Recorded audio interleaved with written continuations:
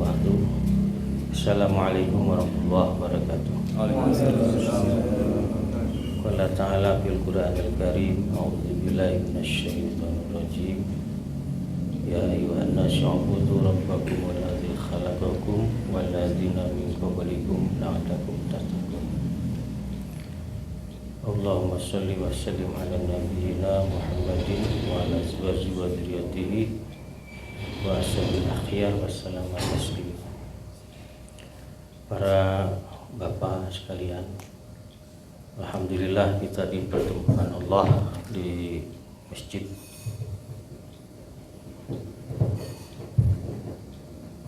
tempat di mana kita mengunjung taat kepada Allah Subhanahu wa taala dengan melaksanakan ibadah salat, baca Quran, zikir, dan juga lain-lain ketaatan yang bisa kita lakukan. Dan tentu kita selalu berharap bahwa setiap apa yang kita lakukan itu bisa menjadi alasan Allah untuk memberi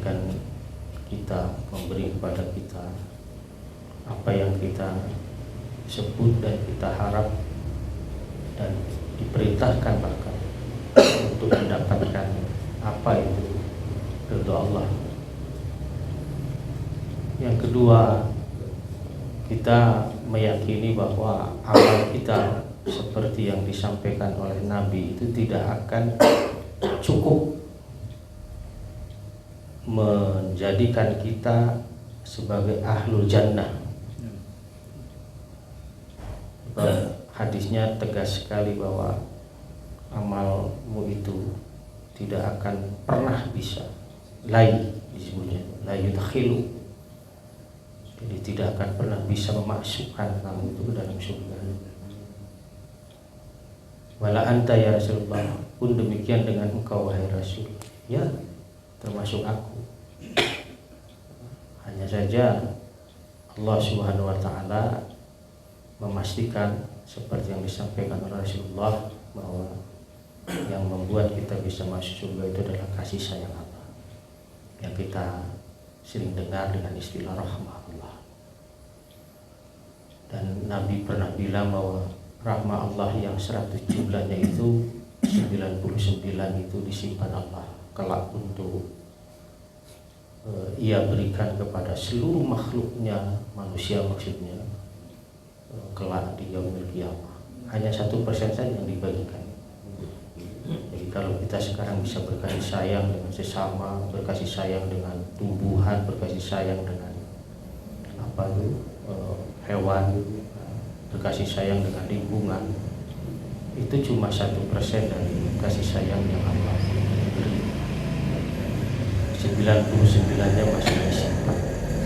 Mengapa? Karena hari kiamat itu adalah hari yang amat sangat menyedihkan untuk semua manusia yang jumlahnya berbilion.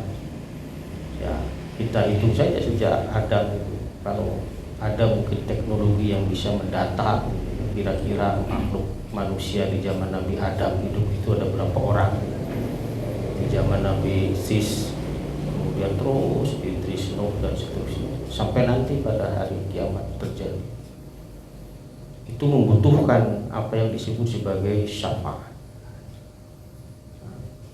membutuhkan apa yang disebut dengan kasih sayang Allah yang bisa menyelamatkan mereka dari siksa pada mahsyar dan juga siksa hisab dan siksa ketika melintasi sirat itu. Karena dalam Muslim ini, dalam Kitabul Iman di jilid yang pertama dijelaskan bahwa setiap umat itu akan melintasi sirat. Jadi yang melintasi sirat bukan hanya umat Nabi Muhammad, tapi seluruh umat.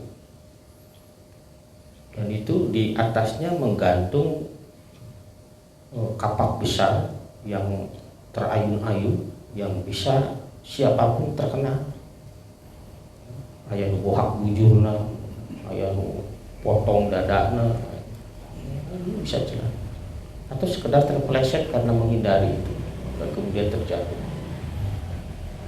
Tapi Nabi juga mengatakan bahwa yang melintasi sirat itu ada yang seperti kedipan mata saja, saking cepatnya. Ada yang seperti cahaya, ada yang seperti angin juga, sampai ada yang merangkak. Tapi selamat, ngerondang tapi selamat. Tapi banyak juga yang terjatuh. Dan Nabi itu berada di pinggir sirat di bawah sambil mengatakan dan mengangkat tangannya tinggi-tinggi, Allahumma salim ummati. Terus ia katakan sampai manusia yang terakhir. Padahal seperti yang kita tahu bahwa beliau adalah seperti yang dalam kitab ini juga disebutkan. Nah ini nih, Ana sayyidu wal ladi Adam maaf. Saya ini adalah pemimpin anak Adam. Yaumul qiyamah pada kiamat. Jadi anak cucu Adam itu siapa sayyidnya? Nabi Muhammad. Jadi Nabi Adam juga tidak menjadi sayyid kelak itu. Bahkan Nabi Yahya yang disebut sayyid dalam Quran itu kelak di hari kiamat tidak menjadi sayyidnya anak Adam. Nabi Sulaiman yang memiliki kekuasaan luar biasa tidak menjadi sayyidnya manusia. Nabi Yusuf yang sempat menjadi raja di Mesir tidak menjadi sayyidnya manusia. Jadi sayyidu waladi Adama yaumul qiyamah adalah anak aku, kata Nabi Muhammad. Walau man yansaqqa anhul qabr. Kubur itu yang pertama kali terbuka adalah kuburnya Nabi Muhammad. Wa awalu syafi wa alu syafa. Dan orang yang pertama memberikan pertolongan dan yang ditolong. Jadi Nabi itu manusia pertama, bahkan pertama masuk surga. Tapi nggak bisa ukur mukakeun panto teu langsung lebet ka Firdaus seperti anu dicita-citakeun anak nu disuhunkeun anak supados urang dina doa pada salat pada azan Allahumma rabbid da'wati tammah wassalatil ati Muhammadil wasilah. Wasilah itu adalah tempat tertinggi di surga. Beliau tidak segera menikmati itu, tapi justru keluar lagi untuk menunggu umatnya melintasi sirat. Nabi jadinya habisan. Baik, pada malam hari ini saya ingin membawakan sebuah hadis. Ini sudah saya ketikkan juga nanti di foto. Jadi saya tidak akan bagikan sopai, pasti cara dibaca. Males baca sopai, jadi pangetikeun. Ini dalam Kitabul Fadail. Kitabul Fadail dalam Sahih Muslim. Ini bab yang ini yang menyusun babnya kan Imam An-Nawawi. Jadi 1, 2, 3, 4, yang kelima dalam Kitabul Fadail itu bab yang kelima. Bab yang pertamanya adalah babu fadli nasabin Nabi, bab yang menjelaskan tentang keutamaan nasab Nabi. Sampai sempat diceritakan kan bahwa batu itu kalau Nabi lewat mengucapkan salam. Batu. Bab yang kedua adalah babu tabdili nabiyina ala jamil khalaiq, sebagai bahwa Nabi kita ini memiliki keunggulan dari seluruh makhluk. Yang ketiga babu fi mukjizati Nabi, bab mengenai mukjizat. Jadi mukjizat Nabi ini banyak sekali. Kan kalau hari ini kita sering mendengar bahwa mukjizat Nabi Muhammad Al-Quran adalah mukjizat terbesar. Jadi mukjizatun Nabi Al-Azam itu memang benar Al-Quran. Tapi mukjizat-mukjizat yang lain banyak sekali. Jadi kalau ada orang yang mengatakan, wah Nabi Muhammad mah teu boga mukjizat, eueuh mukjizat seperti Nabi Isa bisa ngeluhkeun maot, nyageurkeun anu gering, ngajadikeun beunta anu buta, atau Nabi Musa bisa meula laut merah. pananganna lebetkeun kana sapu pas keluar cahayaan, tongkatnya bisa jadi orai. Terus siapa nabi-nabi yang lain? Banyak. Nabi Muhammad banyak sekali. Dan itu diceritakan oleh banyak sahabat terkait dengan apa yang dilakukan oleh Nabi, dan itu di luar nalar, tidak logis. Disebut, ya kan mujizat itu di luar nalar, di luar logika, di luar rasionalitas. Aya susu samangkok bisa nyebeuhkeun, ngawarkeun puluhan orang, itu kan luar biasa. Bahwa kita menyebutnya itu keberkahan, iya, itulah mukjizat. Bagi para nabi kelebihan itu adalah mukjizat. Kalau orang-orang alim, wali Allah itu disebut sebagai karomah. Ada juga yang menyebut, iya betul karomah. Tapi kalau kita ini disebutnya maunah. Udah keosok teteh melakukan sesuatu atau mendapatkan sesuatu di luar nalar kita, melakukan sesuatu di luar nalar kita, itu adalah maunah. Meskipun itu masih bisa dirasionalisasi, tapi ketika didalami ternyata itu di luar nalar. Itu. Nah, ini bab yang kelima. Babu masalima ba'asa bihin Nabi sallallahu minal huda wal ilmi. Saya sudah sempat menyampaikan ini sekilas. Ini dari Abu Musa al-Asy'ari, dan ingat bahwa Abu Musa al-Asy'ari itu adalah salah satu tokoh Asy'ariyun. Asy'ariyun itu adalah kabilah tercerdas di sekitaran Mekah ketika itu. Sampai-sampai Nabi sempat menyindir mereka karena kecerdasan mereka tidak berdampak kepada lingkungan sekitar. Manen apal linter tapi bukan tatangan ubarodono. Nah, itu disindir oleh Nabi Muhammad. Jadi betapa Nabi itu sangat memerhatikan pendidikan. Kudu walatra. Lamun jelema ye ngarti, nu itu ge kudu ngarti. Nu ieu bisa, nu itu ge kudu bisa. Bahwa nanti tingkat kemengertiannya, tingkat kebisaannya itu berbeda, itu urusan lain. Tapi yang jelas wajib bagi yang punya ilmu untuk mengajari yang tidak punya ilmu. Itu dalam hadis riwayat Ibnu Majah itu dijelaskan sindiran mawalu qaumin dan seterusnya. Mengapa ada kaum yang tak peduli melihat tetangganya itu tak bodoh, sementara mereka orang-orang pintar. Jadi kalau sekarang, dan itu tidak dipilah apakah hanya laki-laki yang harus pintar, dah. Laki-laki perempuan sama, tua muda sama, punya kewajiban menuntut ilmu, punya hak juga mendapatkan, punya kewajiban menyampaikan ilmu, punya hak juga untuk menyampaikan ilmu. Itu yang harus dipahami oleh kita. Nah, Abu Musa al-Asy'ari salah satu tokoh, dan beliau salah satu dari 10 sahabat Nabi yang dijanjikan masuk surga tanpa hisab, bilghari hisab. Beliau adalah ahlul Quran. Jadi selain Abdullah bin Mas'ud, Ubay bin Ka'ab, Abu Musa itu termasuk.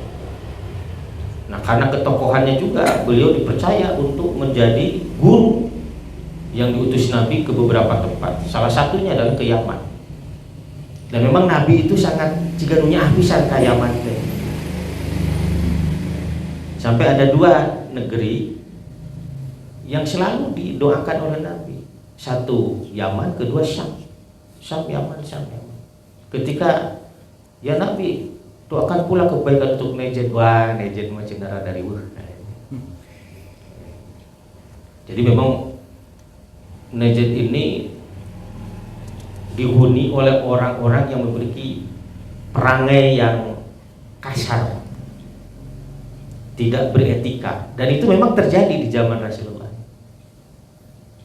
Jadi ada pernah seseorang yang datang dari Najd, datang, mana Muhammad, nyalu tarik cocolokan, sahabat geus keukeureuan. Ieu saha jelema teh mun itu sopan pisan ka Nabi. Sampai ada yang, ya Rasul serahkan saja ke saya, nanti saya beresin. Enggak usah. Jadi orang Najd ini terkenal apa namanya tadi, berperangai yang kurang beretiket lah gitu. Mengapa kemudian Nabi mengutus beberapa sahabat yang ke Yaman? Ada Abu Musa, ada Mu'adz bin Jabal, itu tokoh-tokoh terkenal ini semua nih. Kemudian terakhir itu di tahun ke-10 Hijrah itu siapa? Ali bin Abi Thalib. Bahkan Ali bin Abi Thalib itu 2 kali kalau tidak salah. Abu Musa juga 2 kali. Jadi Nabi itu kalau mengutus orang itu memang bukan yang sembarangan gitu. Jadi gus matang lah. Kalau di pesantren itu sudah jadi gus namun di pesantren itu ada tingkatannya. Jadi anak kiai yang memang pikiayen itu gus. Nah sekarang ini gus itu dilahap oleh semua yang jadi anak kiai itu paduli bisa ngaji atau ke soleh jeung itu. Yang saya tahu tuh akhir 80-an ya ke Jawa Timur itu, wah itu sudah jadi gus ini. Jadi sudah selesai pesantrennya dan dia dimagangkeun naon bahasa dalam asistensi lah gitu. Ada jadi mendampingi kiai gitu, untuk ngajar di kelas. Jadi kalau kiainya di sini berdiri, agusnya itu di sini. Atau kadang di depan di pangkok karena di situ. Itu. Tapi kan sekarang mah nu mabok gak disebut gus. Padahal gus itu kan artinya cah bagus. Jadi anak yang baik. Baik. Jadi itu ya. Dan nanti anaknya siapa? Anaknya Abu Musa ini juga menjadi seorang ulama. Namanya siapa? Abu Burdah. Juga ulama. Jadi sahabat melahirkan anak yang tabiin ya, dan dia jadi menjadi ulama di kalangan tabiin. Nah, kata Abu Musa ini, Rasulullah pernah bersabda, inna masalah mabasani Allahu bihi azza wajal minal huda wal ilmi kamasali ghaisin asoba ardan fakanat minha ta'ifatun thayyibah qabilatil ma'a fa'ambatatil kala'a wal usbal kasir wa kana minha ajadi amsakatil ma'a fanafa'allahu bihan nas wasyaribu minha wasaqau wara'au wa asoba ta'ifatan minha ukhra innam yaqi'an la tumsiku ma'an wa la tumbitu kala'an wadzalika masalu man faquha fi dinillahi wa nafa'ahu bima ba'asani Allah bihi fa'alima wa 'allama wa masalu man lam yarfa bidzalika raqsan wa lam yaqbal hudallah alladzi ursiltu bihi. Itu hadisnya. Saya menyalin dari aplikasi ini, nomor hadisnya 4232.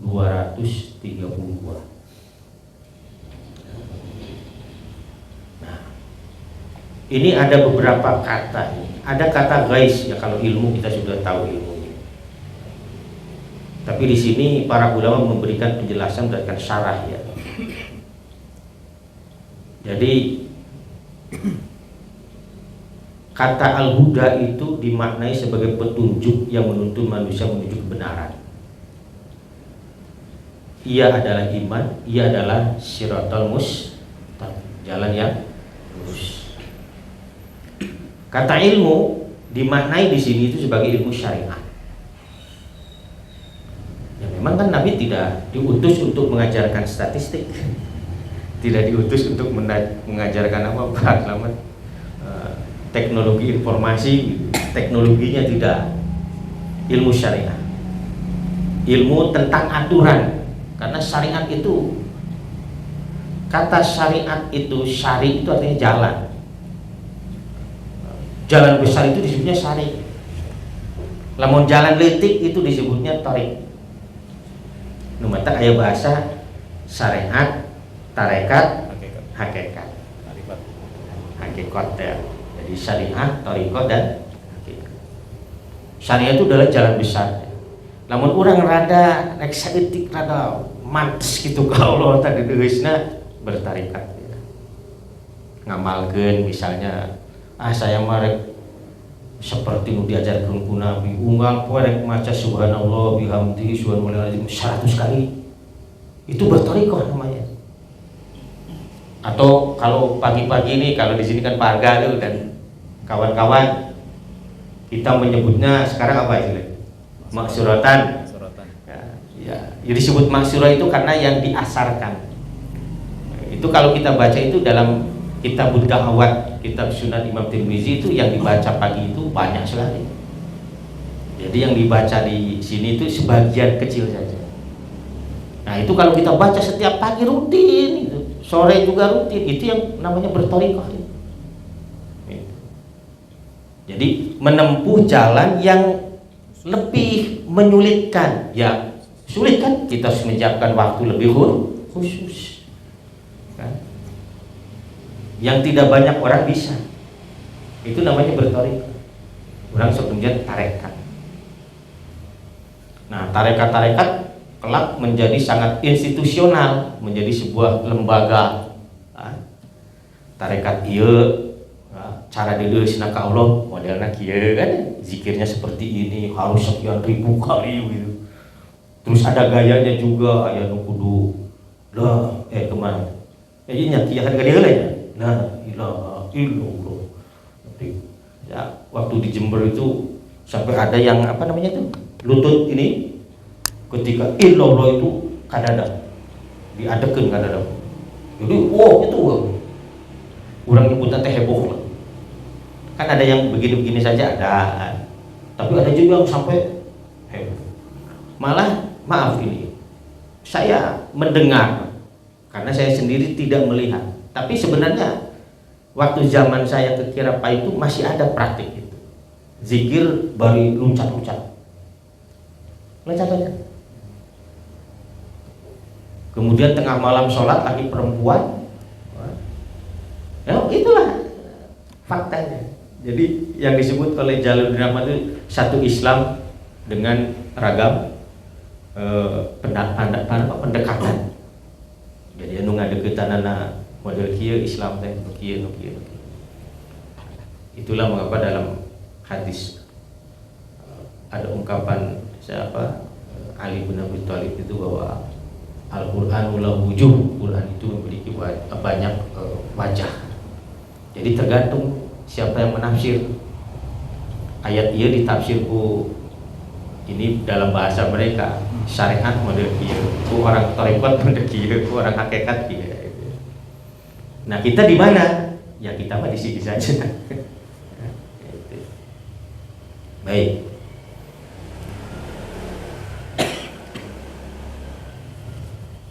Itu tadi ilmu ya. Gais itu hujan yang membawa rahmat dan kehidupan. Gais itu juga dimaknai sebagai hujan yang lebat, hujan yang besar. Kata gais sering dipakai untuk hujan yang sangat dibutuhkan. Mata kurang lamun naon keur musim kemarau. Itu ada sahabat ke khutbah Jumat, ada orang yang datang dari kampung mana, ya Rasulullah, tolong berdoa kepada Allah, mintakan kepada Allah. Ternak kami pada mati, tumbuhan kami pada mati, pada binasa. Musim kering sudah sangat lama. Kemudian Nabi mengangkat tangannya, Allahumma aghithna, Allah, ya Allah turunkan hujan dengan kata-kata gasa. Ayat depan istilah istighosa. Itu dalam rangka itu memohon. Mengapa kita beristighosa? Karena ada sebuah keperluan yang amat sangat mendesak. Sesuatu yang amat sangat mendesak. Ngandu urang istighosa dipakai politik gitu. Istighosa kubro. Itu. Hadirnya para caleg.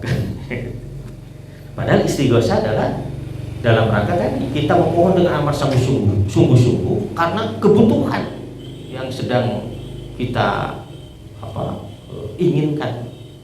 Itu berarti kemarau amat sangat panjang dan seterusnya, istighosa. Kemudian ada ajadib.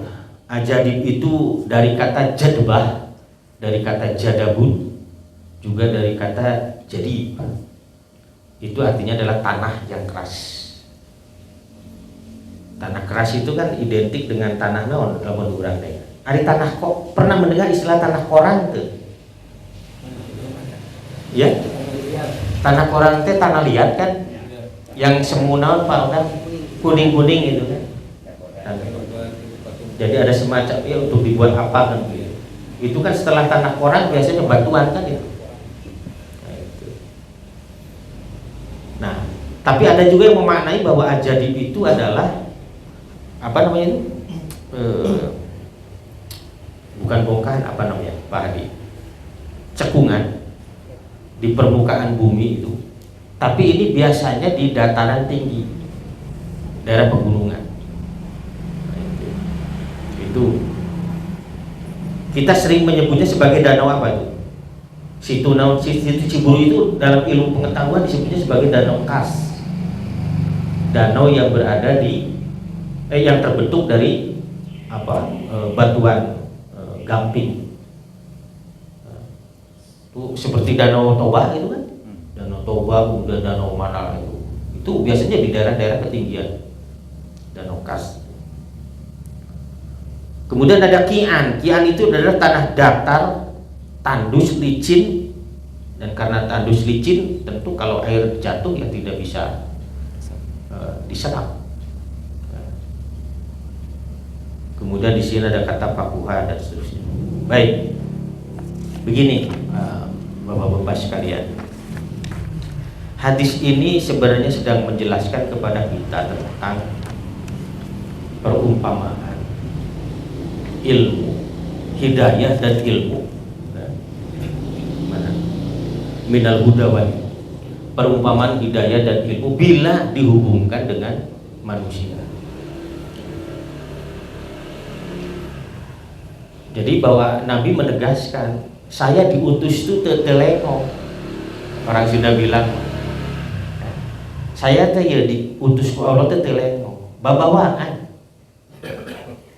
Ada yang saya bawa. Tidak asal saya mengaku saya telah diutus Allah, guys. Asal saya sudah mengatakan saya ini utusan Allah, Rasulullah, selesai. Tidak ada sesuatu yang saya bawa.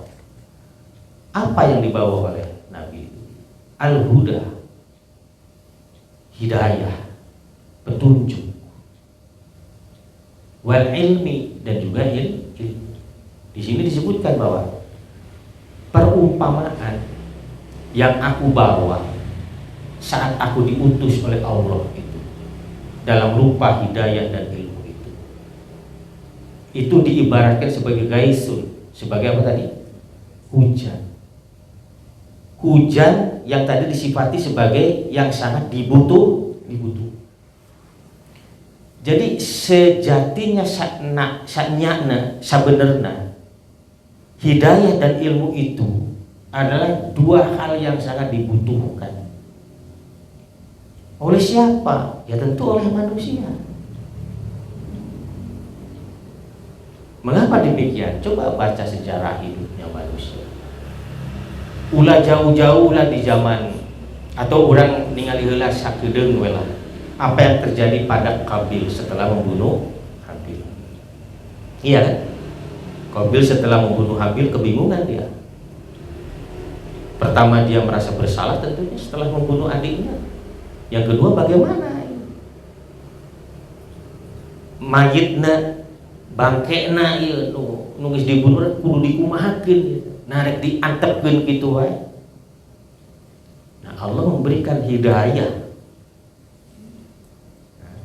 Apa itu? Petunjuk sekaligus juga pengetahuan bagaimana cara memperlakukan kepada makhluk yang telah mati, makhluk hidup yang telah mati dan kita tahu. Maka dikirimlah burung gagak bertarung, kemudian salah satu burung mati, kemudian yang membunuhnya itu menggali tanah, kemudian dimasukkan, kemudian dikubur. Oh, itulah cara. Jadi manusia itu butuh. Sebab ketika tidak ada hidayah, tidak ada ilmu, Qabil wae jahat bingung bagaimana harus memperlakukan adiknya yang sudah dibunuh. Dan itu ragam peristiwa yang lain. Contoh yang dekat, bagaimana ketika para pembesar Quraisy itu bertengkar hanya karena berebut kuasa untuk Hajar Aswad itu ke tempatnya, bertengkar-tengkar. Semua mereka merasa paling berhak dan tidak selesai. Kemudian mengapa tiba-tiba mereka teringat kepada Muhammad bin Abdillah yang ketika itu belum jadi nabi? Dalam pengetahuan mereka, Muhammad adalah pemuda jujur, pemuda yang adil, pemuda yang bijaksana. Tidak pernah terdengar bahwa dia itu berbuat curang, berkhianat. Kita minta sajalah apa yang akan disampaikannya terkait itu.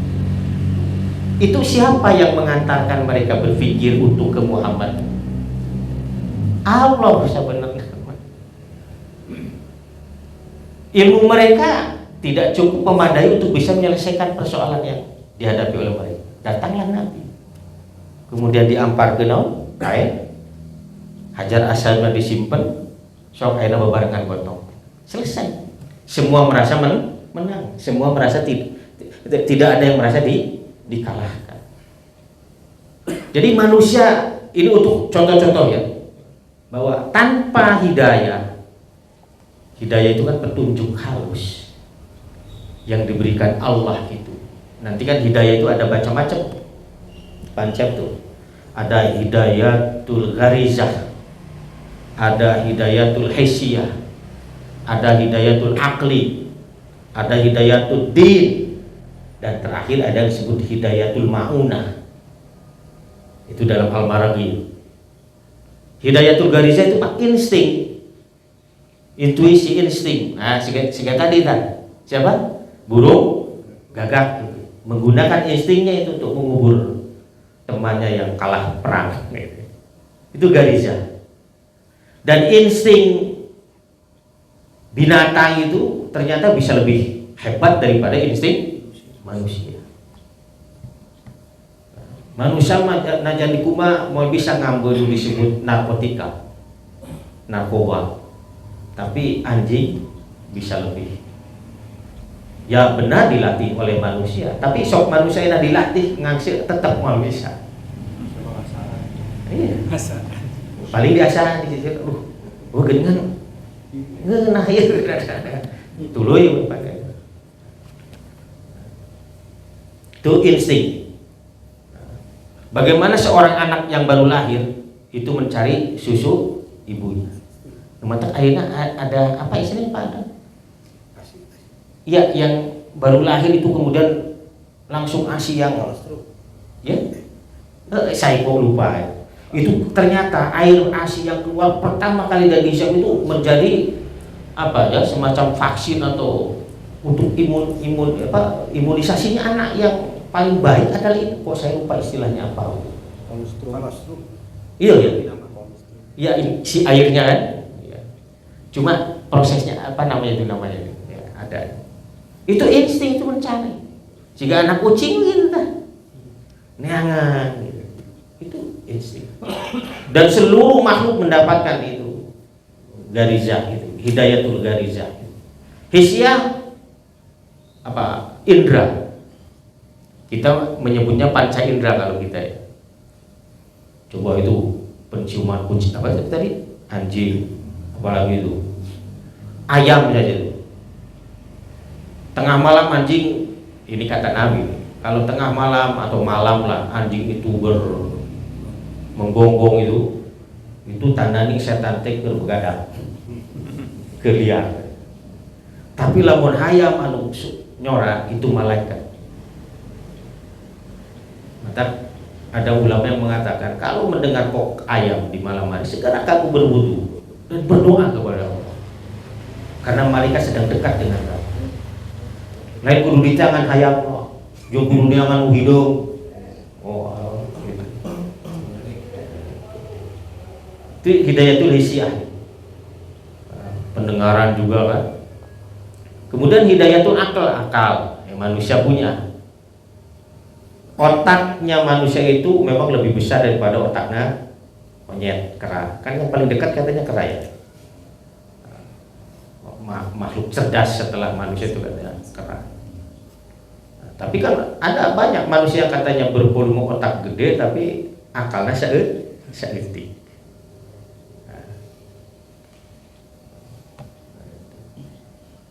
Itulah mengapa kemudian kita bisa mikir. Nah, hidayatul akli, nah inilah yang menjadi pintu masuk ketiga setelah pendengaran, penglihatan, dan akal, pikiran. Jadi ke orang di kandungan Pak Odang tuh usia berapa tuh? 4 bulan 10 hari ketika Allah meniupkan ruhnya, ya. Summa sawa wa nafakha fihi min ruhi, ya. Di sana baru disebutkan summa ja'ala lakumus sam'a wal absar wal af'idah. Baik sekali kalau misalnya yang hamil ini numata kiri kan ayah di urangnya kebiasaan lamun 4 bulanan jadi ya sok aya pengajian ngan hanjakalna teh pangajiananya anu hamil nama teu milon ngaji. Nah, itu adalah kalau saya melihatnya itu sebagai sebuah budaya saja yang dikembangkan dalam konteks kebaikan. Tapi tidak hanya cukup 1 hari itu saja bagi saya. Bapakna kudu ngalpoe ngaji, diusapan. Karena apa? Menurut Profesor Najati dalam Al-Hadisun Nabawi wa Ilmin Nafs, hadis Nabi dan ilmu jiwa psikologi, bahwa bayi itu ketika 4 bulan 10 hari itu sudah mendengar, paling tidak sudah merasakan getaran-getaran. Dan itu temuan sains. Numatak di barat mah anak yang wanita yang sedang hamil sering diperdengarkan naon cenah lagu naon Mozart barat itu sebentar naon teh musik naon musik klasik tak urang mah tuh bacaan Quran itu memang sudah getaran kan pada bahasa lupa ieu budak najongan gitu kan. Hirup memang. Cuma di kita kan lebih banyak ke aspek apanya? Aspek fisik anak itu hariwang karena fisiknya sok bisi cacat teh mah ke bisi kurang gizi teh disebut stunting naon. Macam-macam. Mengapa pula tidak diiringi dengan penyiapan aspek psikologisnya, aspek rohaniahnya? Nah itu melalui bacaan Quran. Noi upami aya nu ngandung kandungan lamun aya ye urang gaduh minantu atanapi anak ke kandungan sinaremen maca Quran carogena ge sami kudu. Nah, kemudian baru nanti penglihatan kan nanti setelah lahir beberapa saat kemudian nanti akalnya mulai kan itu dilatih diajak ngobrol. Kan dalam Quran disebutkan bahwa Wallahu akhrajakum min butuni ummahatikum la ta'lamuna syai'an. Ketika Allah mengeluarkan kamu dari perut ibumu, kamu tidak tahu apa-apa. Kemudian Allah buatkan pendengaran, buatkan penglihatan, buatkan disempurnakan otaknya, akal. La'alakum supaya syukuran kamu.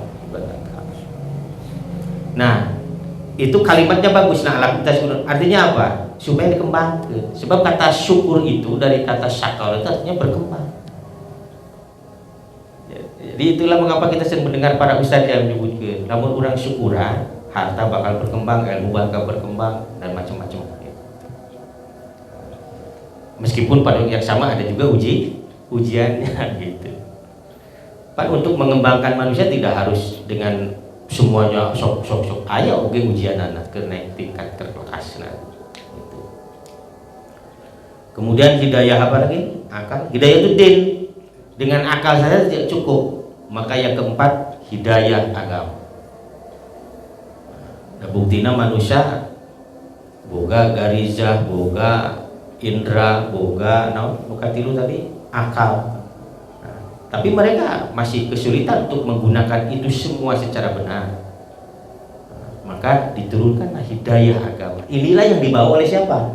Para utusan Allah.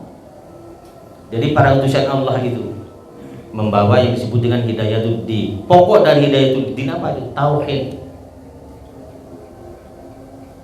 Itulah mengapa dalam Quran disebutkan wa ma ba'asa min qablika rasulan, kalau tidak salah ya, wa ma arsalnaka min qablika rasulan ani budullah wajtanibut taghut.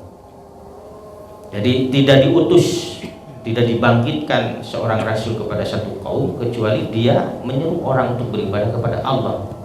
Wajtanibut taghut pada sama menjauhi. Karena apa? Akal itu memastikan orang bisa menuhankan apapun. Contoh yang paling sederhana, kasus usaha Nabi Musa ketika oleh Allah dipanggil 40 malam, arba'ina lailah. Nitip ke Harun, Dur, titipnya ya, kadek, wisi macem-macem, bila perlu getok-getok, teker-teker, ya. Saya ya ditugaskan ke Allah ke Baitul Muqaddas. Apa yang terjadi? Samiri memprovokasi kepada siapa? Bani Israel itu untuk menyembah apa? Sapi. Jadi akal itu. Kan orang Bani Israel itu, Yahudi itu kan sangat materialistik. Sagalana kudu diukur ku materi. Wa id qultum ya Musa lan nu'mina laka hatta narallah jahratan. Kan gitu tak di Quran. Dan ingatlah ketika kamu ngomong sama Musa, "Hei Musa, saya tidak akan beriman sampai kami melihat Allah jahratan, secara jahat." Jadi nu disebut Allah teh Tuhan itu harus terlihat. Jadi lamun ayeuna aya nu ngaku ateis cenah, menyembah Tuhan yang tidak terlihat dengan seukur imajinasi, khayalan dan seterusnya, itu pikiran Yahudi. Sebab bagi ateis Tuhan harus terlihat.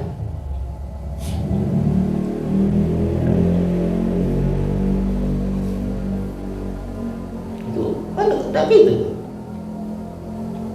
Terus orang Yahudi itu kan naon ngaranna teh, henteu syukuran ke Allah. Jadi loba kufurna lah. Banyak kufurnya. Nggak dibere itu apa namanya itu makanan itu manna wasalwa itu kan? Makanan yang manis, makanan yang enak, burung itu apa itu? Lan nasbiru ala ta'amil wa gitu. Teu sabar lah muni kitu deui kitu deui. Jika urang we lamun dipangmasakeun ku pamajikan. Masakna mah nu kieu wae. Misal gitu lah itu Yahudi ya, pikiran Yahudi lain syukuran ke Allah. Bosen sarua si Yahudi tadi ngan bahasa itu lan nasbiro, bahasa urang bosen. Ya Musa ya kami teh geus bosen ku kadaharan model kieu ya. Qalu ulana rabbaka yukhrij lana mimma tumbitul ard min baqli wa qisai wa bumi wa hadasi wa basolina. Disebutan kabeh yang iya yang tak kalakuan berapa. Jadi apa yang dikatakan ini benar. Latat tabi'anna sanana ladzina qablakum. Kamu itu akan mengikuti setahap demi setahap, sibron bisibrin, duran biduran, sajengkal demi sajengkal, seatas demi seastar, orang-orang sebelum kamu. Man ya Rasul saha eta jelema nu memer al Yahud sahade itulah mulai Yahudi. Jadi itu persis itu. Sok dina palebahna urang ena teu nuturkeun Yahudi. Non patata sok sebutkeun. Mata enak ramai bab janggot. Janggot teh sunah Nabi cek hiji. Mun teu dijanggot teh guna. Itu rabi-rabi Yahudi janggot teh para panjang deh. Dulu itu Nabi itu memerintahkan kita untuk berjanggut apa? Untuk membedakan dengan Yahudi, Yahudi bagaimana kulinis. Jeung kaum musyrik. Orang tak sok pelihara janggut. Dengan ayeuna eta jadi sesuatu yang mesti. karunya lu tuh bisa tumbuh jawab. Ada teman saya itu usah bawa hayang nyunah cina bahasa. Ya masa ada bohong. Ting sabara lambar eta. Udah bisa dihitung asli apa. Ini orang Cigereleng ini saya tidak akan sebutkan namanya. Siri jika dalam disebutkan nggak dina. Ya naon ada tangguru janggot nyunah cina. Lain kalau ngewa kan ya. Jadi ngalamun jangkutna ciga sahamanya hade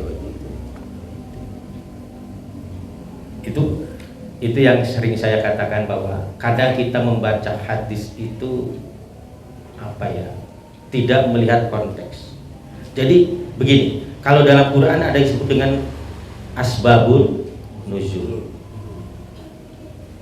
latar peristiwa atau sebab mengapa ayat ini turun. Nah dalam hadis ada disebut dengan asbabul wurud. Jadi mengapa Nabi mengatakan ini? Mengapa Nabi mengatakan? Itu ada konteksnya, meskipun tidak semuanya. Kadang-kadang Nabi ada pertanyaan jawab, konteksnya menjawab pertanyaan. Tentu pertanyaan itu berdasarkan peristiwa yang dialami oleh dia atau dia melihat peristiwa di lain tempat. Sering terjadi. Atau Nabi ingin menyampaikan sesuatu, menguji tingkat pengetahuan, kebijaksanaan dari para sahabatnya. Nabi kadang bertanya sesuatu. Ada pohon yang kuat sekali, daunnya tidak pernah gagan lah, buahnya bisa setiap masa. Para sahabat yang haluleng. Nah ketika itu ada sahabat yang bertanya, "Ma ya Rasulullah, apa itu ya Rasulullah?" "Hiya nakhlah," itu adalah pohon kurma. Cek Ibnu Umar dina hate kuring rek nyebut eta ngan teuwani we gitu, bisi salah gitu. Jadi seperti itu kan Nabi itu hidayatuddin. Nabi itu perlu untuk memberikan petunjuk hidup kepada. Nah yang terakhir hidayatul ma'una. Tak ieu mah kieu hidayatul ma'una mah contoh paling sederhana. Aya bangsa hirup dengan maksiat sepanjang dina hiji waktu tinjol mungkin sepele ningali anu leuwih ti manehna misalna naon ngaranna teh kahirupanana ya, katakanlah ini perampok misalnya begitu ya, baru cuma begal mergasan dirampok nama. Pada yang sama pada satu ketika tertentu dia melihat misalnya ada orang yang cacat fisiknya berjualan dengan tertatih-tatih ngapai jalan nanawarkeun dagangan itu jorojeme aing era itu tuh aing era gitu. Si itu mah dina kondisi fisikna kekurangan masih berjuang neangan duit bari jeung cara nu bener dagang.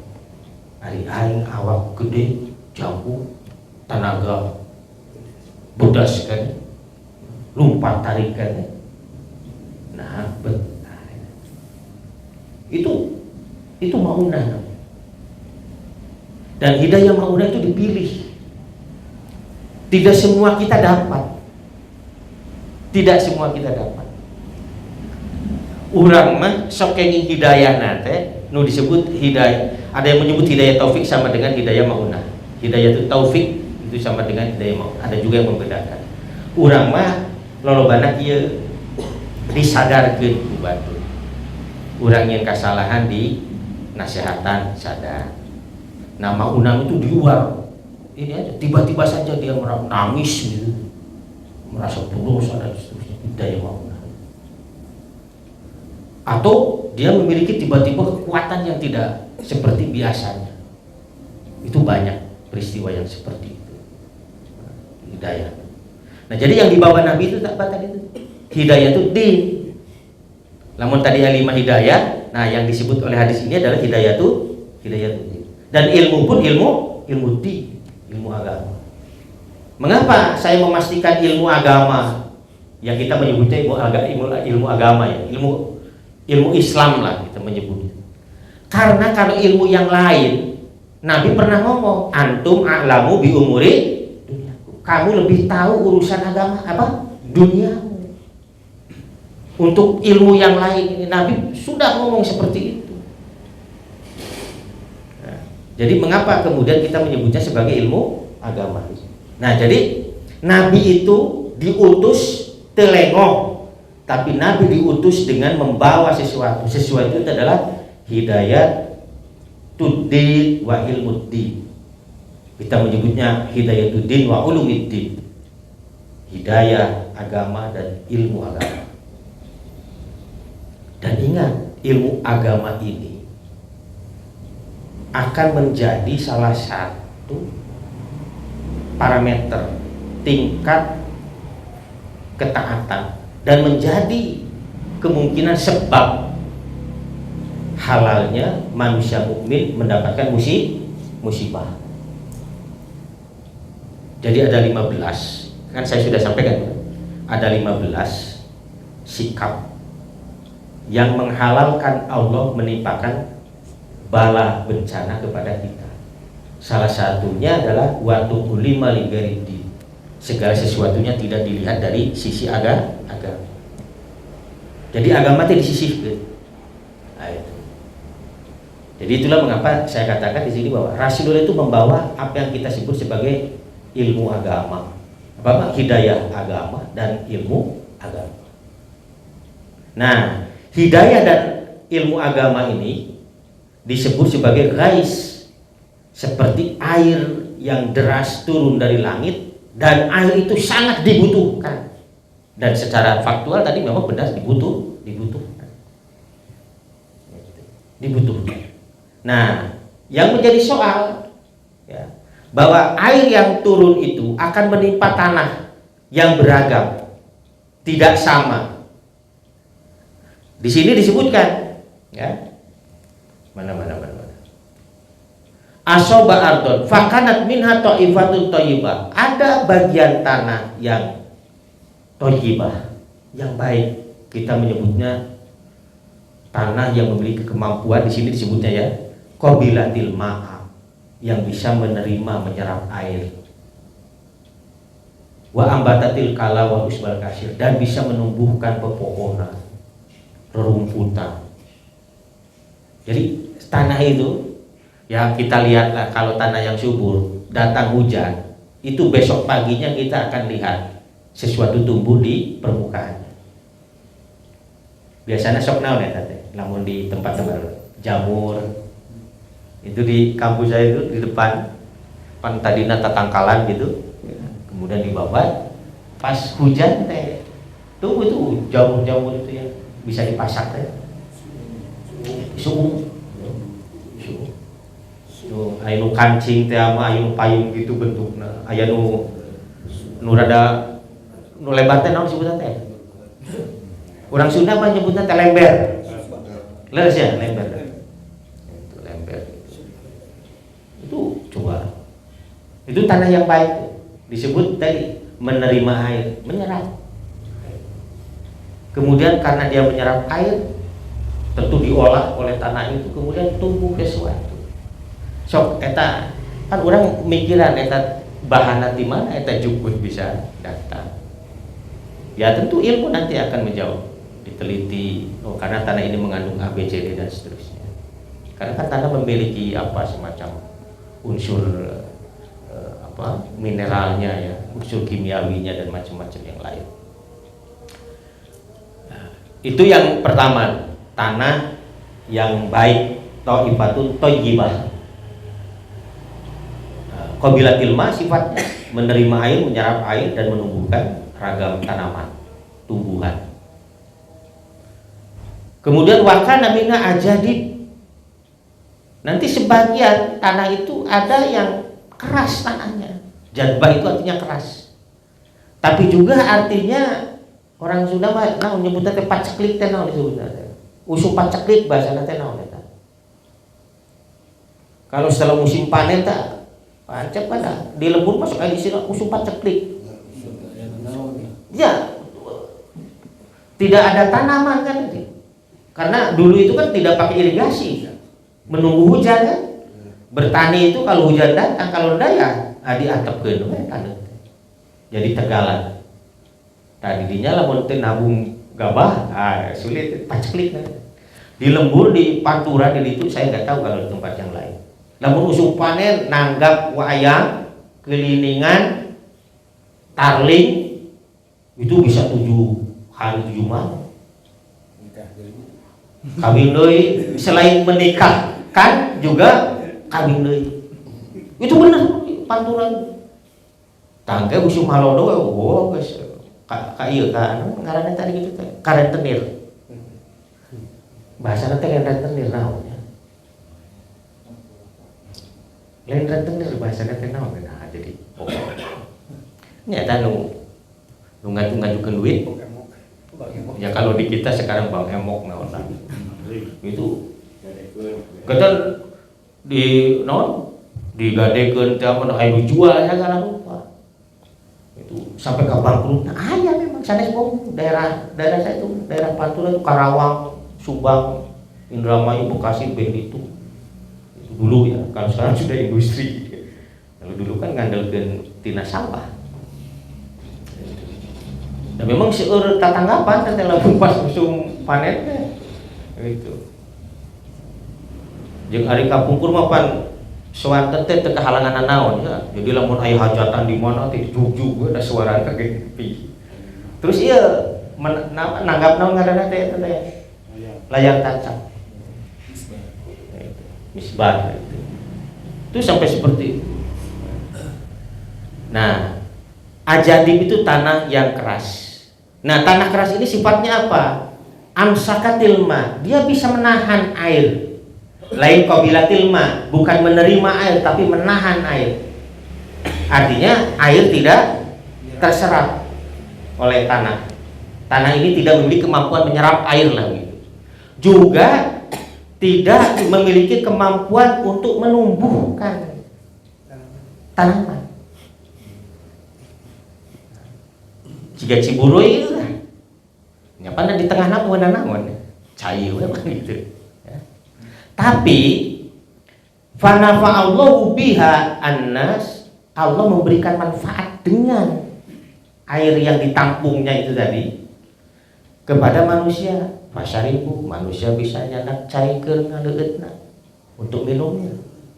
Kemudian wasakau untuk minumnya, memberi minum maksudnya kalau di sini. Wasakau itu barunya dari kata sak itu artinya memberi minum hewan ternak.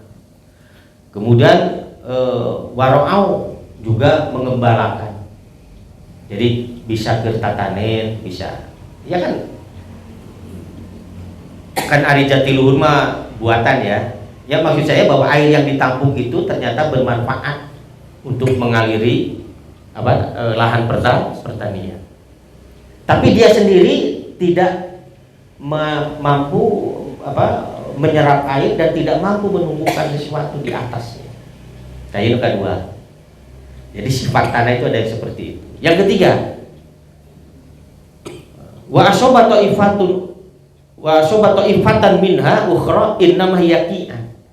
Nah, yang ketiga mah menimpa tanah yang tadi itu, yang datar, licin, keras. Ya.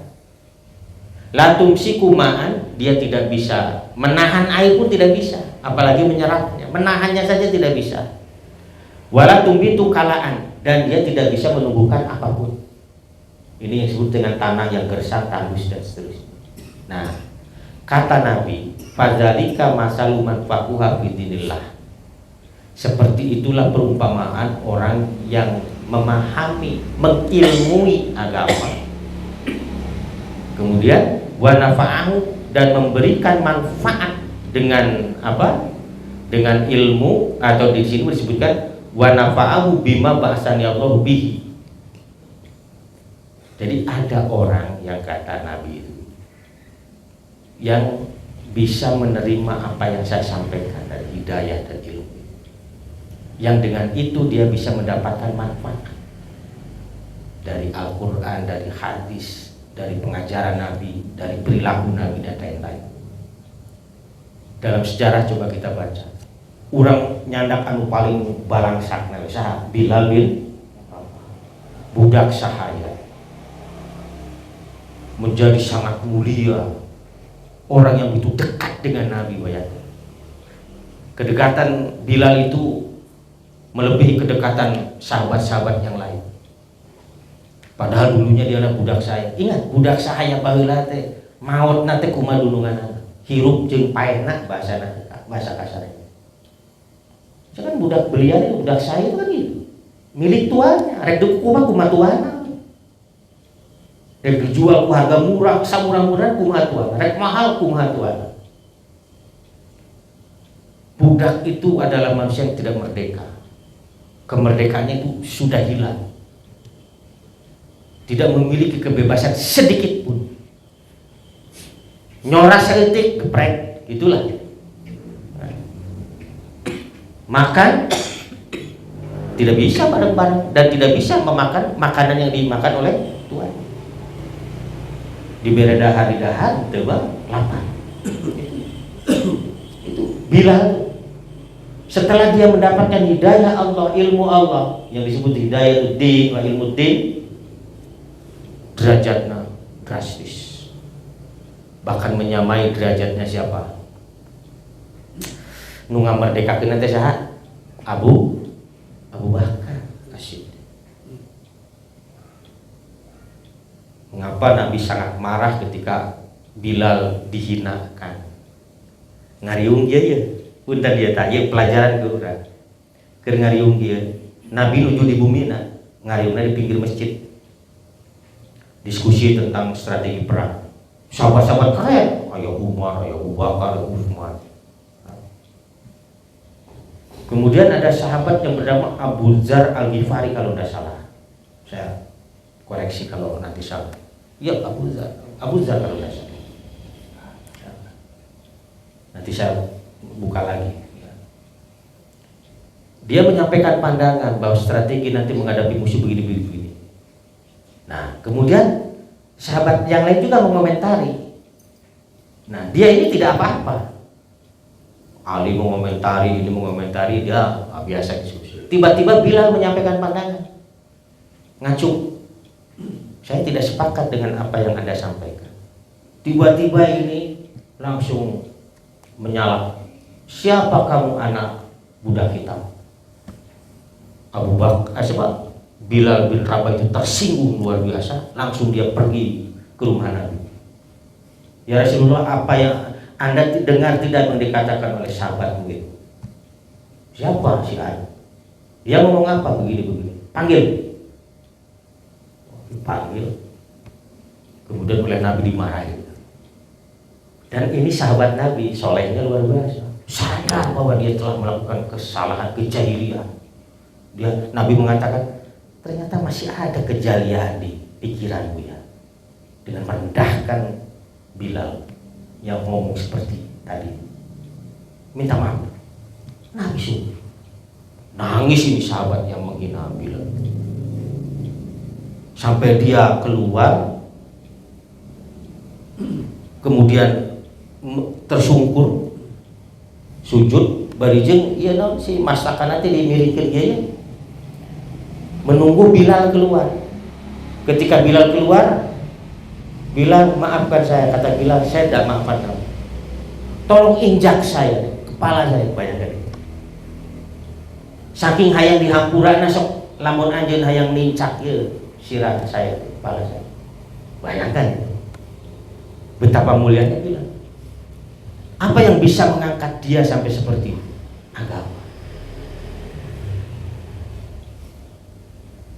Tidak ada sahabat Nabi pertama naik karena lurun kapal ngomong adanya Bilal. Itulah mengapa kemudian Bilal itu akan menjadi siapa? Penghulu manusia-manusia yang nanti di Al-Qasis namanya. Nah, maksud saya begini, bahwa ayeuna urang geus kadung nyebut ngaku Islam, menang hidayah Islam, beriman kepada Allah dan macam-macam. Kalau kita masih merendahkan, nah itu maksud saya, ngahina, memandang rendah orang lain, mana masalah, ingat itu berarti kejahilian sudah merasuki pikiran kita. Sepantasnya di dalam komunitas muslim semua orang adalah setara. Tidak boleh memandang si A si B hanya karena status sosial seperti itu tadi yang membuat Nabi sangat marah. Nabi marah besar. Nah, udah. Mata kemarin ya, pekan kemarin saya menyampaikan ya bahwa ciri sosial masyarakat muslim itu adalah segala sesuatunya di musyawarah. Nah, dalam musyawarah semua orang memiliki kesempatan dan kedudukan yang sama, menyampaikan gagasan, pikiran dan macam-macam yang lain. Nah, bari heureuy meureun urang mah biasa wah sia eta teu naon hari bari heureuy mah. Asal ulah bukan niat tadi juga Abu Hurairah ngahinakeun Bilal bin Rabah. Pas kudu didengar sia eta malah jangan. Bisa jadi pada satu ketika dia memang melakukan kesalahan, di ketika yang lain ada pikiran cemerlang yang bisa keluar dari otaknya ya. Kita tidak pernah tahu. Bisa dipahami ya? Bisa. Itu apa yang menjadikan orang menjadi benar? Hidayatul di dan hidayatul ilmu agama. Nah kemudian fa'alima, karena dia menerima maka dia menjadi tahu. Ya, seperti kita nih belajar menjadi tahu kan hadis ini sekarang kan, bahwa ada ayat hadis nu ngajelaskeun ieu kita kan menjadi tahu. Setelah tahu tentu kita pahami naon maksudnya ini. Setelah dipahami apa? Amalkan. Setelah kita mengamalkan ajar. Maka disebut fa'alima wa 'allama. Kemudian dia tahu, setelah tahu dia harus memberitahu orang lain. Nabi itu ketika menyampaikan khutbah di Arafah, khutbah wada di Arafah, dia mengatakan setelah selesai falyubaligh syahidu minkumul ghaib. Nu hadir ayeuna nu ngadenge saya ngomong, tapi geun anu sejen, anu teu hadir. Kewajiban. Jadi kewajiban bapak-bapak nepikeun ieu ka kasaha? Anu teu hadir. Yuk pakardi ieu nepikeun kieu yeuh. Wah, mana tuh percaya tah, yuk teu kudu bere cenah ieu tah makalahna tah. Ya tentu yang terdekat adalah keluarga. Jadi tahu kemudian memberitahu. Kemudian wa masalu yang kedua, ini perumpamaan man lam yarfa bizalika ra'san. Ini juga ini orang yang ketiga nih kan, yang diibaratkan innama yaqian itu seperti tanah yang tandus licin itu yang tidak bisa menerima air. Di sini diibaratkan man lam yarfa bizalika ra'san, orang yang tidak mau mengangkat tangannya untuk memberikan hormat kepada ilmu. Wa lam yaqbal hudallah, dan dia tidak mau menerima hidayah Allah. Allati ursitu bi, yang aku diutus dengan. Nah, ini yang disebut dengan kafir. Jadi kafir itu adalah orang yang menutup diri untuk menerima hidayah, itu kafir. Ku Allah ngaja tadi disebut misalnya jari si bangsa henteu. Naon deui si bangkawara henteu. Kafir itu adalah orang yang menutup dirinya untuk menerima kebenaran. Itu ada sebutan yang halus itu dalam Quran. Kali-kali di Indonesia teh diperhalus deui jadi non muslim, non Islam. Padahal sebutan kafir itu sebutan yang paling halus. Nu matak innalladzina kafaru min ahlil kitabi wal musyrikin. Kasar kena disebut musyrik daripada kafir. Sebab kalau musyrik mah wah jelema nu geus jelema nu teu boga pendirian, teu boga pamadegan, teu boga ilmu, bodoh kacing. Nah Allah teh nyebut manehna teh musyrik itu satu kafir. Innal ladzina kafaru sawaun alaihim a anzartahum am lam tundiru la yu'minun. Ngaranna ge jelema geus nutup, geus ditutup mah rek di rek make gogong sagede naon ge hare-hare. Jika bangke jelema nu keur tibrana luar biasa. Karek udang namun panci dikeprukeun dina ceulihna. Itu. Nah, itu ya. Nah, jadi yang ingin saya katakan bahwa kita kira-kira ini menjadi tanah yang mana ya? Itu.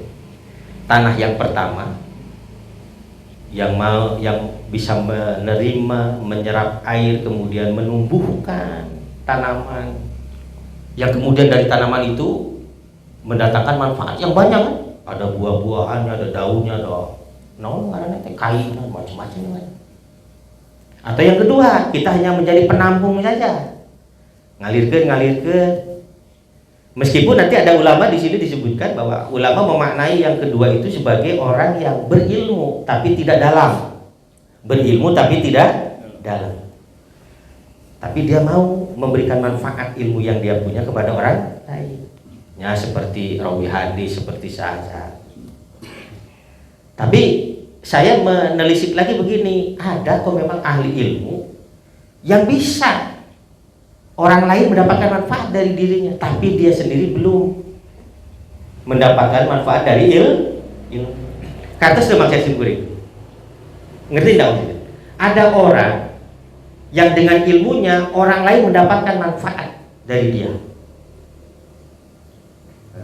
tapi dianya sendiri tidak mendapatkan atau belum mendapatkan manfaat dari ilmu yang dia miliki sendiri.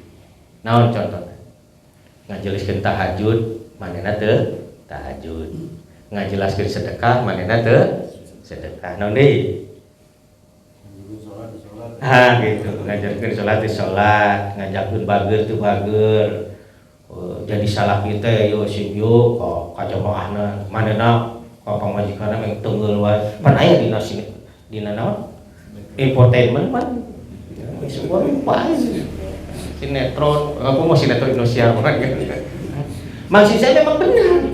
Jadi aya jelema anu ilmu nama alhamdulillah seueur, dan orang mendapatkan manfaat dengan mendengarkan ceramah-ceramahnya, kata-kata bijaknya, tapi can katingali ti dirina teh ngalaksanakeun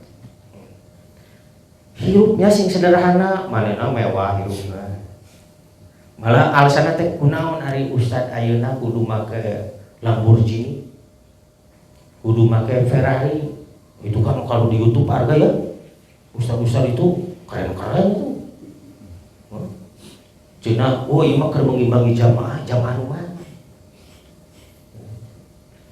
Kalau saya sederhana saja, kalau ada ustad yang beralasan berdalih seperti itu dengan segala kemewahannya untuk menghalalkan kemewahan bagi dirinya, berarti beliau mengingkari siapa?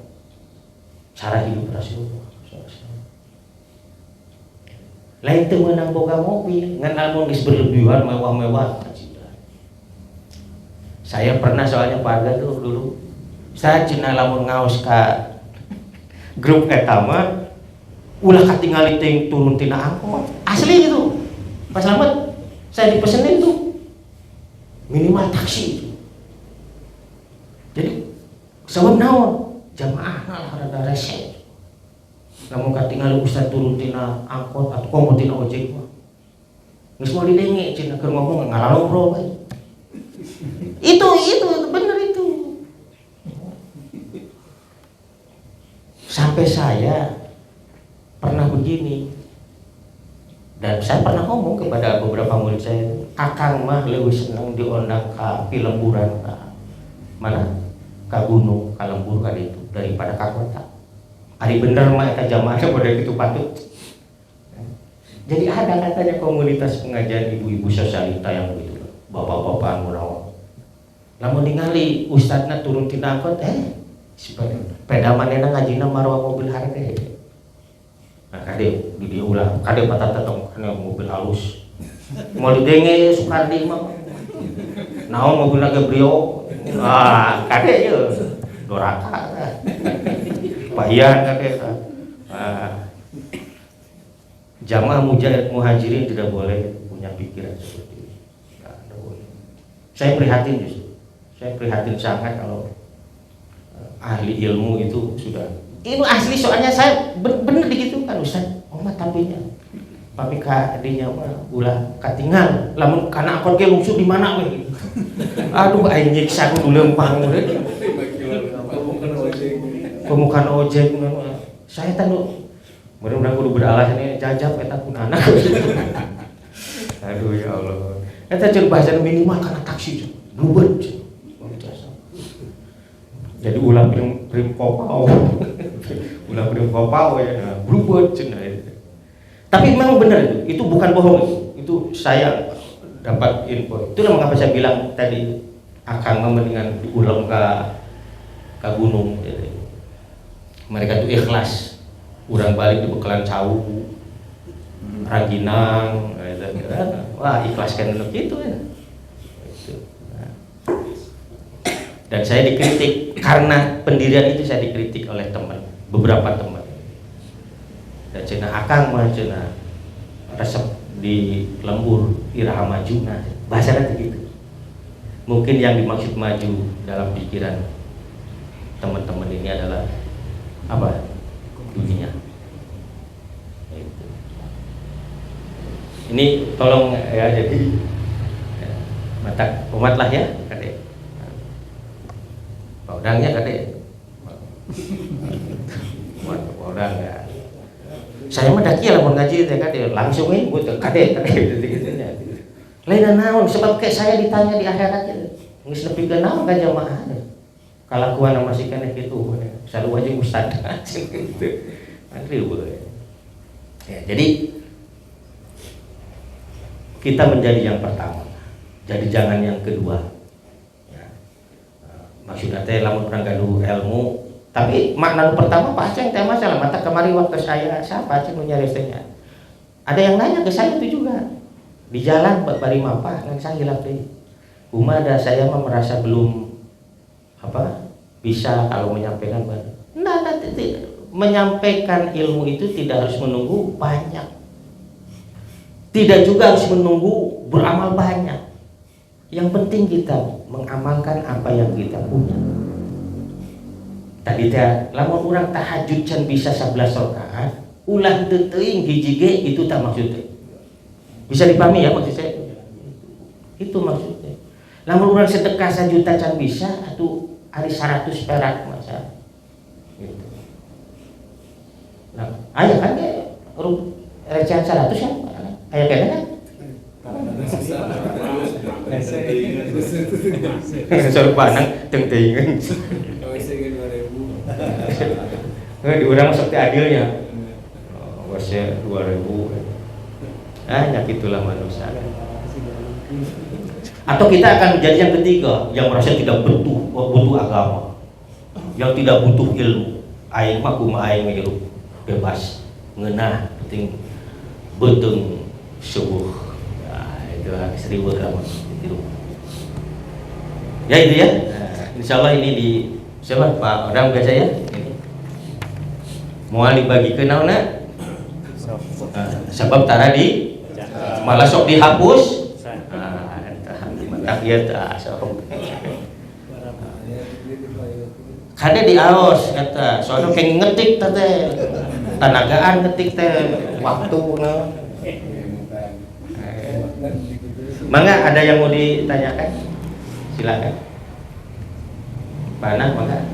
Beda fasik dan kafir. Oh iya. Apa bedanya fasik dengan kafir itu? Kita ambil yang dekat saja dalam surat Baqarah itu kan. Wa ma yudillu bihi wa ma yudillu bihi ilal fasik. Tidak ada yang bisa disesatkan oleh orang fasik. Alladzina yaquduna ahdallah min ba'di mitsaqihi wa yaqta'una ma amarullah bi ayyus shalah wa yusiduna bil ard. Satu, orang fasik itu adalah orang yang melanggar janji taat maksudnya. Wayang udun ahdallah itu janji taat. Itu satu. Jadi siapa nanti yang bisa menjadi fasik? kita ini bisa menjadi fasik. Ya orang-orang ya. Kalau kita sudah tahu bahwa ini wajib harus dilakukan, kemudian kita mengingkari. Kita tahu bahwa ini tidak boleh dilakukan, kita melakukan. Itu yang disebut yang kuduna ahdallah. Mimba dimisaki, setelah diteguhkan kali umat ya. Kayak gitu. Itu satu ya. Jadi apa tadi? Melanggar janji. Ketaatan kepada Allah. Nah, mengapa disebut begitu? Karena kata fasik dari kata fasako. Fasako itu asal artinya adalah keluar, sesuatu yang keluar dari bungkusnya. Orang tadi dibungkus ku Islam ya. Ya kan? Kita ini sudah dibungkus oleh Islam. Tiba-tiba kita berontak melakukan amal yang dilarang oleh Islam. Cek bahasanya mah kacang lupa. Ah gitulah. Panah. Itu kaca pasik itu artinya keluar dari bungkus. Nu mata lamun aya korma sikina dikeluarkeun tina eta disebut fasakat tamr. Jadi biji kurma keluar dari daging korma. Kasusnya yang kedua, wayak tahu nama amarullah bi ayyusholat. Dia sengaja memutus apa yang justru oleh Allah diperintahkan untuk disambungkan. Para ulama maknanya sebagai orang fasik itu adalah orang yang senang sekali membuat apa ya, menunjukkan sikap, perilaku, perbuatan yang membuat orang lain itu menjauh dari dia, atau dia sengaja menjauh dari orang lain, memutus silaturahim. Yang kedua, padahal ingat wa ulul arham ba'dhum awla bi ba'din fi kitabillah. Kok mau lamun jeung dulu sorangan. Dosa gede, aya. Gara-gara wasyad yuk, parga. Pasya. Tapi kata nanya. Padahal adilah. Lanjut tadi. Ada yang begitu banyak. Wayak tahu nama amulu bi ayyusholat. Kemudian yang ketiga wayufsiduna fil ard, membuat kerusakan di bumi. Yang dimaksud membuat kerusakan di bumi itu bukan ngagorowotan gunung nu dicitatah atau nu batu bara lain. Bahwa itu membuat kerusakan alam benar. Tapi justru fasad yang dimaksud di sini adalah dia melakukan tindakan-tindakan yang membuat apa namanya itu? Nah, sebentar kita teh. Bukan tata ruang apa namanya? Harmoni sosial itu. Yang membuat harmoni sosial itu menjadi burak-rakan di barat. Contoh apa? Ini yang disebut perbuatan fasad. Nabi Lut teh kaumna naon? Kaum Nabi Lut. LGBT ya. Itu fasad disebutnya. Atau menyebarkan fitnah, buhtan, tuduhan-tuduhan kepada orang. Itu fasad. Atau mengadu domba, namimah. Itu fasad itu. Itu kasus perbuatan fasad. Sebab dari namimah itu kan muncul peperangan kan dari dua orang yang Israel ngojok-ngojok wae kan negara-negara Arab teh. Teluk kade tuh Iran bahaya, kade Iran bahaya, pusuhan kabeh ka Iran. Itu perbuatan fasad. Jadi fasad itu bukan tadi itu. Bukan yang apa tadi itu? Nu ngagali gambut di mana? Kalimantan, ngorogotan bukit di Papua kan. Bahwa itu merusak alam iya, tapi fasad yang dimaksud dalam ayat ini apa tadi? Perbuatan yang merusak tatanan sosial masyarakat dan negara. Apapun itu. Eta fasik teh. Nah kalau kafir mah tadi teh ari kafir mah geus puguh deui aing mung narima sorry aing geus ditutup hati. Hatiku sudah tertutup untukmu ya Allah. Eta kafir dengaranna. Lamun aja mah kitu nya. Ya Allah, maafkan aku menutup hatiku. Tak eta kafir eta mah. Eta mah jelas. Ari fasik mah bisa muncul di urang-urang ieu. Pan aya orang Islam kudu naonan model kieu. Nanyakeun syariat Allah. Nanyakeun syariat Allah wah waris ayeuna mah geus teu usum. Waris model urang geus usum ayeuna. Wah, eta teh disebut naqdu ahdillah, memecah ketaatan kepada Allah. Kade lalawara. Tilu sifat orang fasik. orang fasik, orang munafik, orang kafir, kabeh di mana tempatnya? Neraka. Itu pandangannya. Ada lagi boleh? Ya, Pak Selamat silakan.